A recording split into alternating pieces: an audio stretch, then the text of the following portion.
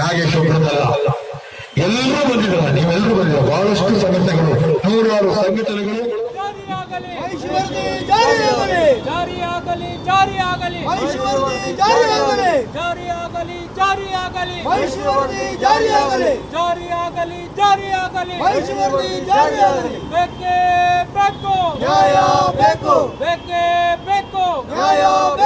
ಎಲ್ಲಿಯವರೆಗೂ ಹೋರಾಟ, ಎಲ್ಲಿಯವರೆಗೂ ಹೋರಾಟ, ಎಲ್ಲಿಯವರೆಗೂ ಹೋರಾಟ. ಕರ್ನಾಟಕದ ಉದ್ಯೋಗಗಳು ಕನ್ನಡಿಗರಿಗೆ ಮೀಸಲಾಗಬೇಕು. ಕರ್ನಾಟಕದ ಉದ್ಯೋಗಗಳು ಕನ್ನಡಿಗರಿಗೆ ಮೀಸಲಾಗಬೇಕು. ಕರ್ನಾಟಕದ ಉದ್ಯೋಗಗಳು ಕನ್ನಡಿಗರಿಗೆ ಮೀಸಲಾಗಬೇಕು. ಜಾರಿಯಾಗಲಿ, ಜಾರಿಯಾಗಲಿ, ಜಾರಿಯಾಗಲಿ, ಜಾರಿಯಾಗಲಿ. ಎಲ್ಲಿಯವರೆಗೂ ಹೋರಾಟ, ಎಲ್ಲಿಯವರೆಗೂ ಹೋರಾಟ, ಎಲ್ಲಿಯವರೆಗೂ ಹೋರಾಟ, ಎಲ್ಲಿಯವರೆಗೂ ಹೋರಾಟ. ಬೇಕೇ ಬೇಕು, ನ್ಯಾಯ ಬೇಕು, ಬೇಕೇ ಬೇಕು, ನ್ಯಾಯ ಬೇಕು. ಜಾರಿಯಾಗಲಿ, ಜಾರಿಯಾಗಲಿ, ಐಶ್ವರ್ಯ ಜಾರಿಯಾಗಲಿ, ಜಾರಿಯಾಗಲಿ, ಜಾರಿಯಾಗಲಿ, ಐಶ್ವರ್ಯ ಜಾರಿಯಾಗಲಿ, ಜಾರಿಯಾಗಲಿ, ಜಾರಿಯಾಗಲಿ, ಐಶ್ವರ್ಯ. ಕನ್ನಡ ನಾಡಿನ ಬಂಧುಗಳೇ, ಇವತ್ತು ನಾನು ಕನ್ನಡ ಸೋಮು ಕರ್ನಾಟಕ ಸಂರಕ್ಷಣಾ ವೇದಿಕೆಯ ರಾಜ್ಯ ಪ್ರಧಾನ ಕಾರ್ಯದರ್ಶಿ. ಇವತ್ತು ಕರ್ನಾಟಕ ಸಂಘಟನೆಗಳ ಒಕ್ಕೂಟದ ಕನ್ನಡ ಚಳವಳಿ ನಾಗೇಶ್ವರವರ ನೇತೃತ್ವದಲ್ಲಿ ಏನು ಒಂದು ಅನಿರ್ದಿಷ್ಟಾವಧಿ ಧರಣಿ ಸತ್ಯಾಗ್ರಹ ಮಾಡ್ತಾಯಿದ್ದೇವೆ. ಇದರ ಉದ್ದೇಶ ಇಲ್ಲಿನ ಮೂಲ ಕನ್ನಡಿಗರಿಗೆ ಉದ್ಯೋಗಗಳು ಸಿಗಬೇಕು, ಸರ್ಕಾರಿ ಉದ್ಯೋಗಗಳು ಎಲ್ಲ ಕನ್ನಡಿಗರ ಪಾಲಾಗಬೇಕು ಅನ್ನೋ ನಿಟ್ಟಿನಲ್ಲಿ ಇವತ್ತು ನಾವು 42 ದಿನಗಳ ಒಂದು ಅನಿರ್ದಿಷ್ಟಾವಧಿ ಧರಣಿಯನ್ನು ಮಾಡ್ಕೊಂಡು ಬರ್ತಾ ಇದ್ದೀವಿ.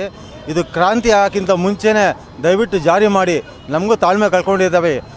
44 ದಿವಸದಿಂದ ಹೆಂಡತಿ ಮಕ್ಕಳು ಮನೆ ಮಠ ಎಲ್ಲ ಬಿಟ್ಟು ನಾವಿಲ್ಲಿ ಬೆಳಿಗ್ಗೆ ಡ್ಯೂಟಿಗೆ ಬಂದು ಇಲ್ಲಿ ಹೋರಾಟ ಮಾಡ್ತಾಯಿದ್ದೀವಿ. ನಮಗೂ ತಾಳ್ಮೆ ಇದೆ. ಇಲ್ಲಿ ಇನ್ನು ತಾಳ್ಮೆ ನಾವು ಕಳ್ಕೊಂಡ್ರೆ ತುಂಬ ಅನಾಹುತಗಳಾಗ್ತಾಯಿದೆ. ಅನಾಹುತ ಆಗೋಕ್ಕಿಂತ ಮುಂಚೆನೇ ದಯವಿಟ್ಟು ಎಚ್ಚೆತ್ಕೊಂಡು ಈ ವರದಿನ ಜಾರಿ ಮಾಡಬೇಕಾಗಿ ಮಾನ್ಯ ಮುಖ್ಯಮಂತ್ರಿಗಳಲ್ಲಿ ನಮ್ಮ ಕನ್ನಡ ಪರ ಸಂಘಟನೆಗಳ ಒಕ್ಕೂಟದ ವತಿಯಿಂದ ವಿನಂತಿ ಮಾಡಿಕೊಳ್ತೇನೆ. ಜಯ ಕರ್ನಾಟಕ. ಕರ್ನಾಟಕ ಸಂಘಟನೆಗಳ ಒಕ್ಕೂಟ ಡಾಕ್ಟರ್ ಸರೋಜಿನಿ ಮಹಿಷಿ ವರದಿ ಒತ್ತಾಯಿಸಿ ಇವತ್ತು 44ನೇ ದಿವಸಕ್ಕೆ ಮುಟ್ಟಿದೆ. ಆದರೂ ಸಹ ಇಲ್ಲಿಯವರೆಗೂ ರಾಜ್ಯದ ಮುಖ್ಯಮಂತ್ರಿ ಯಡಿಯೂರಪ್ಪನವರು ಇದರ ಬಗ್ಗೆ ಗಮನ ಕೊಟ್ಟಿಲ್ಲ. ಇವತ್ತೇನು ಅವರು ಒಂದು ಚುನಾವಣಾ ಒಂದು ಗಿಮಿಕ್ನಲ್ಲಿದ್ದರು, ಆ ಚುನಾವಣೆ ಎಲ್ಲ ಮುಗಿದಿದ್ರು ಸಹ ಇವತ್ತು ಇನ್ನೂ ಸಹ ಅವರು ಏನಿವತ್ತು ಕನ್ನಡ ಪರ ಹೋರಾಟಗಾರರು ಮೌರ್ಯ ಸರ್ಕಲ್ನಲ್ಲಿ 44 ದಿನಗಳ ಸತತವಾಗಿ ಹೋರಾಟ ಮಾಡ್ತಾಯಿದ್ರು ಸಹ ಇಲ್ಲಿಯವರೆಗೂ ಯಾವುದೇ ಒಂದು ರಾಜ್ಯದ ಏನಿವತ್ತು ವಿಧಾನ ಪರಿಷತ್ತಲ್ಲಿರ್ಬೋದು, ವಿಧಾನ ಮಂಡಲದಲ್ಲಿರ್ಬೋದು, ಮಂತ್ರಿ ಮಂಡಲದಿರ್ಬೋದು ಒಂದು ಸಭೆ ಕರೆದಿಲ್ಲ ಮುಖ್ಯಮಂತ್ರಿಗಳು. ದಯವಿಟ್ಟು ಇನ್ನಾದರೂ ಈ ರಾಜ್ಯದ ಮುಖ್ಯಮಂತ್ರಿ ಯಡಿಯೂರಪ್ಪನವರು ಡಾಕ್ಟರ್ ಸರೋಜಿನಿ ಮಹಿಷಿ ವರದಿ. ನನ್ನ ಹೆಸರು ನಟರಾಜ್ ಬಿ ಎನ್ ಅಂತ, ಕರ್ನಾಟಕ ಸಂಘಟನೆಗಳ ಒಕ್ಕೂಟದ ಪ್ರಧಾನ ಕಾರ್ಯದರ್ಶಿ, ಕರ್ನಾಟಕ ಸಂರಕ್ಷಣಾ ವೇದಿಕೆಯ ರಾಜ್ಯಾಧ್ಯಕ್ಷರು. ಏನಿವತ್ತು ಸುಮಾರು 34 ವರ್ಷಗಳ ಹಿಂದೆ ಡಾಕ್ಟರ್ ಸರೋಜಿನಿ ಮಹಿಷಿ ಅವರು ನಮ್ಮ ಕನ್ನಡಿಗರಿಗಾಗಿ ಉದ್ಯೋಗ ಸಿಗಬೇಕೆಂಬಂತಹ ನಿಟ್ಟಿನಲ್ಲಿ ಒಂದು ವರದಿಯನ್ನು ಕರ್ನಾಟಕ ಸರ್ಕಾರಕ್ಕೆ ಆಗಿನ ಮುಖ್ಯಮಂತ್ರಿಗಳಾಗಿರ್ತಕ್ಕಂತಹ ರಾಮಕೃಷ್ಣ ಹೆಗಡೆ ಅವರ ಸರ್ಕಾರಕ್ಕೆ ಕೊಟ್ಟಿರ್ತಾರೆ. ಅಲ್ಲಿಂದ ಇಲ್ಲಿಯ ತನಕ ಹಲವಾರು ಸರ್ಕಾರಗಳು, ಹಲವಾರು ಮುಖ್ಯಮಂತ್ರಿಗಳು ನಮ್ಮ ರಾಜ್ಯವನ್ನು ಆಳಿದರೂ ಸಹ ಆ ಒಂದು ವರದಿಯನ್ನು ಅನುಷ್ಠಾನಕ್ಕೆ ತರುವಲ್ಲಿ ವಿಫಲರಾಗಿದ್ದಾರೆ. ಆದ ಕಾರಣ ಇವತ್ತು ಸರ್ಕಾರಗಳನ್ನು ಎಚ್ಚರಿಸುವಂಥ ಕೆಲಸ, ವಿರೋಧ ಪಕ್ಷಗಳನ್ನು ಎಚ್ಚರಿಸುವಂಥ ಕೆಲಸ ಈ ಒಂದು ವೇದಿಕೆಯಲ್ಲಿ ಕರ್ನಾಟಕ ಸಂಘಟನೆಗಳ ಒಕ್ಕೂಟ ಸುಮಾರು 100ಕ್ಕೂ ಹೆಚ್ಚು ಕನ್ನಡ ಪರ ಸಂಘಟನೆಗಳನ್ನು, ಆಮೇಲೆ ಚಿತ್ರರಂಗದ ಅನೇಕ ಹಳೆಯ ಚಿತ್ರನಟರ ಅಭಿಮಾನಿಗಳ ಸಂಘದ ನೇತೃತ್ವದಲ್ಲಿ ಒಂದು ಹೋರಾಟವನ್ನು ಕೈಗೆತ್ತಿಕೊಂಡಿದ್ದೇವೆ.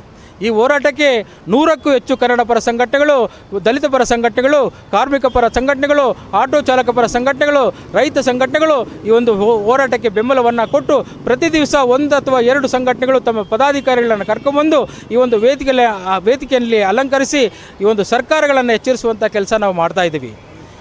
ಇವತ್ತು ಅನೇಕ 43 ದಿನಗಳಾಗಿದೆ, ನಿರಂತರವಾಗಿ ನಮ್ಮ ಹೋರಾಟ ಸಾಗ್ತಾ ಇದೆ. ಇಲ್ಲಿವರೆಗೂ ಅನೇಕ ಗಣ್ಯರು, ಅನೇಕ ಸ್ವಾಮೀಜಿಗಳು ನಮ್ಮ ಹೋರಾಟದಲ್ಲಿ ಬಂದು ಭಾಗವಹಿಸಿದ್ದಾರೆ. ದಲಿತ ಮುಖಂಡರುಗಳಾದಂತಹ ಬಿ ಗೋಪಾಲ್ ಅವರಿರ್ಬೋದು, ಪಿ ಮೂರ್ತಿ ಅವರಿರ್ಬೋದು, ಜಿಗ್ನಿ ಶಂಕರ್ ಅವರಿರ್ಬೋದು, ವೆಂಕಟಸ್ವಾಮಿ ಅವರಿರ್ಬೋದು, RMN ವೆಂಕಟೇಶ್ ರಮೇಶ್ ಇರ್ಬೋದು, ನಮ್ಮ ಕೋದಂಡ ರಾಮು ಅವರಿರ್ಬೋದು, ಚಳುವಳಿ ರಾಜಣ್ಣವರಿರ್ಬೋದು, ದೊರೆಸ್ವಾಮಿ ಇರ್ಬೋದು, ಸಾರಾ ಗೋವಿಂದ್ ಇರ್ಬೋದು, ಹೀಗೆ ಹಲವಾರು ನಾಯಕರುಗಳು ನಮ್ಮ ಕನ್ನಡ ಸಾಹಿತ್ಯ ಪರಿಷತ್ತಿನ ಜಿಲ್ಲಾಧ್ಯಕ್ಷರಾದಂತಹ ಮಾಯಣ್ಣವರು ಸಹ ನಮ್ಮ ವೇದಿಕೆಯಲ್ಲಿ ಬಂದು ಆಗಮಿಸಿ ನಮಗೆ ಸಂಪೂರ್ಣವಾದಂತಹ ಬೆಂಬಲವನ್ನು, ಧೈರ್ಯವನ್ನು, ಸ್ಥೈರ್ಯವನ್ನು ಕೊಟ್ಟು ತೆರಳ್ತಾ ಇದ್ದಾರೆ. ಈ ಹೋರಾಟ ಎಲ್ಲಿಯ ತನಕ ನಮ್ಮನ್ನು ಆಳುವಂಥ ಸರ್ಕಾರಗಳು ಎಚ್ಚೆತ್ತುಕೊಳ್ಳುವುದಿಲ್ವೋ ಅಲ್ಲಿಯ ತನಕ ನಮ್ಮ ಹೋರಾಟ ನಿರಂತರವಾಗಿ ಸಾಗ್ತದೆ.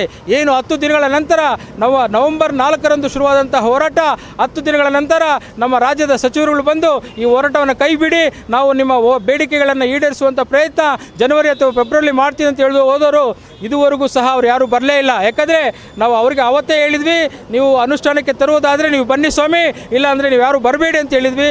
ಇದುವರೆಗೂ ಸಹ ಇವತ್ತೇನು DCM ಅಶ್ವಥ್ ನಾರಾಯಣ ಅವರು ಬರ್ತಾ ಇದ್ದಾರಂತೆ, ಆ ಒಂದು ಕಾರಣದಲ್ಲಿ ಏನು ಸರ್ಕಾರಗಳು ಗಂಭೀರವಾಗಿ ನಮ್ಮ ಹೋರಾಟವನ್ನು ಗಂಭೀರವಾಗಿ ಪಡೆದುಕೊಳ್ಬೇಕು, ಗಂಭೀರವಾಗಿ ತೆಗೆದುಕೊಂಡು ಡಾಕ್ಟರ್ ಸರೋಜಿನಿ ಮಹಿಷಿ ವರದಿಯನ್ನು ಜಾರಿಗೆ ತರಬೇಕು ಎಂಬಂಥ ನಿಟ್ಟಿನಲ್ಲಿ ನಾವು ಹೋರಾಟವನ್ನು ಮಾಡ್ತಾ ಇದ್ದೀವಿ.